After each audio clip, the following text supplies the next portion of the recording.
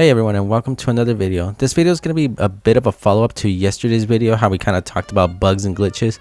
This time it's more about going into, games of being too hyped up or in console wars and stuff like that, starting with game hype. I'm all for getting excited over a game, but the thing is sometimes when a game gets so overhyped, and it kind of leads to the next topic. Some big examples right now are Starfield and Spider-Man 2.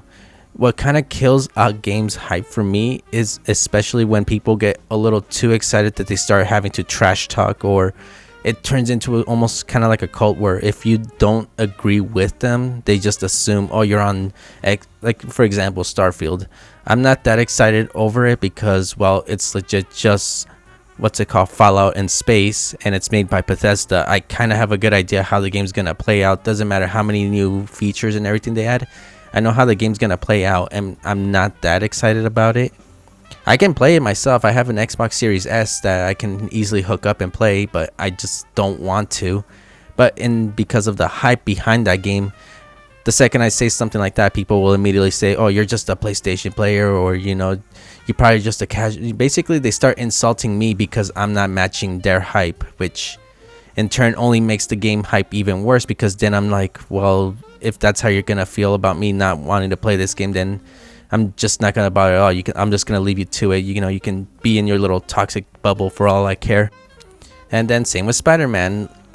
Like, realistically, Spider-Man's gonna be a really good game. We know this. Insomniac Games tells a good story. They kind of always build up and make games more and more better and better. But realistically, I only see the game being a fun story where once you beat it, like, wow, that was a great experience.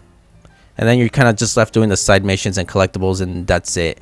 The game doesn't have any long-term, replayability, and I'm okay with that, but I'm just not into the fact that some people are like hyping this game up like it's going to be the game of the century or game of the lifetime. It's just another Spider-Man game at the end of the day, but we just got so ahead with modern technology now, with next gen systems, or current gen as they're called now, that we can tell almost amazing stories now with some of the best graphics to at least match it. And in a way, it feels like basically like watching a Spider-Man movie, but we're in charge of every punch, every web swing, every like that. And that's where most of the hype comes. But just because we got to try it on PlayStation 5 and Xbox doesn't, there's no reason for us to be attacking them because they don't want to switch over, or they're not that interested in Spider-Man. And then that's where we follow up with the last thing, which is console wars. Probably the dumbest thing ever, and I hate that we are at 2023 and it's still an ongoing thing. I understand everyone has their preferred console, but realistically, the games that we play differently aren't that big of a difference. I mean, Xbox has Halo Infinite, Forza, they have Starfield, they have plenty of other games. Meanwhile, on PlayStation, we have Ghost of Tsushima, Spider-Man 2, we have Gran Turismo.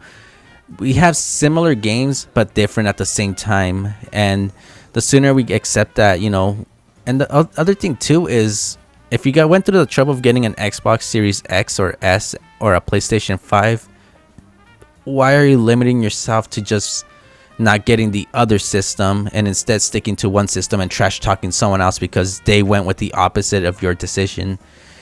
As a gamer, shouldn't we try to find ways to play as many games on different systems as possible? That's the way I see it. Overall, game hype is good.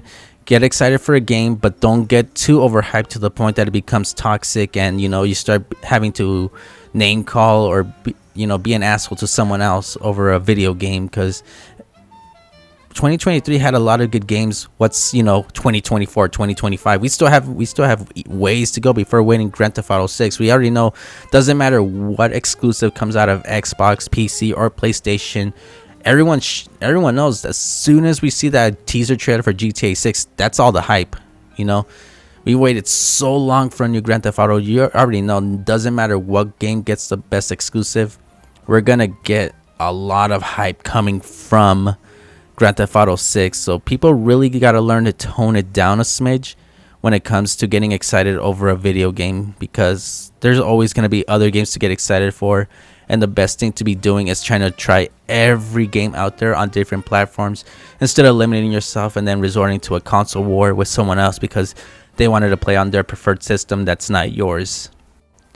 Anyways, that's pretty much what I wanted to do. I wanted to make this video a little shorter, you know, because I'm one of those content creators that isn't tied to a having to monetize my YouTube videos. Sometimes I just want to practice my talking by making videos like this, you know. Before was doing a script, but I'm starting to think that maybe if I start making more videos and practice my talking, I'll eventually get the hang of it to where I can keep my line of thought as I, make a video and keep talking. Basically, at this point, you don't really gotta. This is just me rambling, just to kind of, talk. Oop, I hit the mic. Just to kind of keep talking a little more and more, but it's not gonna take too long. This is just me just talking. But yeah, if you enjoyed the video, be sure to like it. If you're not, that's fine. I understand.